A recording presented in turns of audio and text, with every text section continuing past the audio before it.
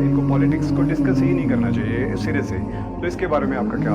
Politics کو ہم نے ٹاپک بنا کے تو کبھی ڈسکس نہیں کیا. پالیٹکس کے وہ حصے جو ریلیجن کے ساتھ جڑے ہوئے ہیں میں ان کو ڈسکس کرتا ہوں. باقی ایک کہنا کہ کسی کو پتہ یا نہیں پتہ, وہ تو جن کو لیڈرز بنائے بیٹھے ہوئے ہیں ان کی تو ہر بات غلط نکلی, اور ان کے بارے میں جو کچھ ہم نے پریڈکٹ کیا تھا وہ تو ٹھیک نکلا. تو آپ فیصلہ کر لیں کسے زیادہ پتہ ہے. تو الحمدللہ ہم نے کبھی کسی کے بارے میں یہ بات نہیں کی ہے کہ وہ فلاں ٹاپک پہ نہ بولیں. آپ جو ہے وہ علمی دلائل کے ذریعے اپنا موقف رکھیں کہ ہاں یہ بات صحیح ہے یا یہ غلط ہے.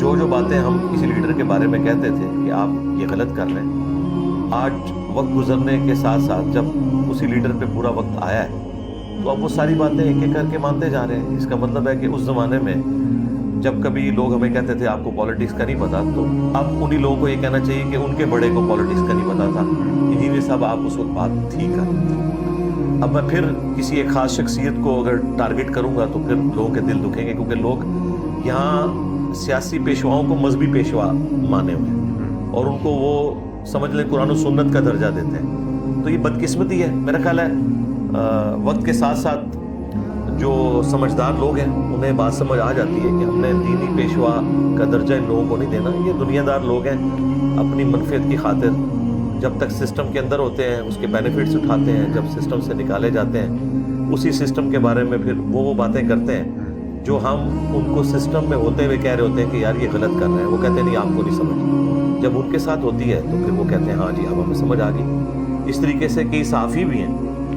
جن کے اوپر ہم نے کرٹیسزم کیا ہے, لیکن وقت کے ساتھ ساتھ ان کو بھی بات سمجھ آ گئی. میں پھر نام نہیں لیتا, چاند ایک صحافی ہیں جو مسنگ پرسنز کے ایشو میں اس وقت ماؤتھ پیس بنے ہوئے تھے اسٹیبلشمنٹ کا. جب انہیں خود اس وقت سے گزرنا پڑا تو اب آپ دیکھ لیں, اب انہوں نے اپنی ایک پوڈ کاسٹ میں معافی مانگی ہے اور کہا ہے کہ جی میں جب خود مسنگ ہوں تو مجھے اندازہ ہوا ہے کہ کتنی تکلیف ہوتی ہے. تو اس کا مطلب ہے پھر معافی آپ کو ان لوگوں سے بھی مانگنی چاہیے جو آپ کے طریقے صحافت کے اوپر اس وقت آپ کو سمجھاتے تھے کہ یہ کوئی طریقہ نہیں صحافت کرنے کا کہ آپ اسٹیبلشمنٹ کا یا کسی سیاسی پارٹی کا ماؤتھ پیس بن جائیں. صحافت تو نبیوں والا کام ہے, آپ سچائی کے لیے کھڑے ہوتے ہیں, اس میں آپ پارٹی نہ بنیں. جس کی جو صحیح بات ہے وہ کریں, جس کی غلط بات ہے وہ کریں. تو کیا آپ اس پوڈ کاسٹ کو ایک, اگر میں اس کے بارے میں کوشچن پوچھ سکتا ہوں, تو کیا آپ اس پوڈ کاسٹ کو ایک معافی نامے کے طور پہ کنسیڈر کرتے ہیں؟ نہیں, اس میں معافی نامہ بھی ہے یقیناً, انہوں نے بات کی ہے اور جو انہوں نے اپنے حوالے سے جو ان کے ساتھ زیادتی ہوئی ہے اس کا ذکر کیا, اور وہ تو ہم کنڈیم کرتے ہیں, ہم تو پہلے سے کنڈیم کرتے ہیں اس طرح کی زیادتی.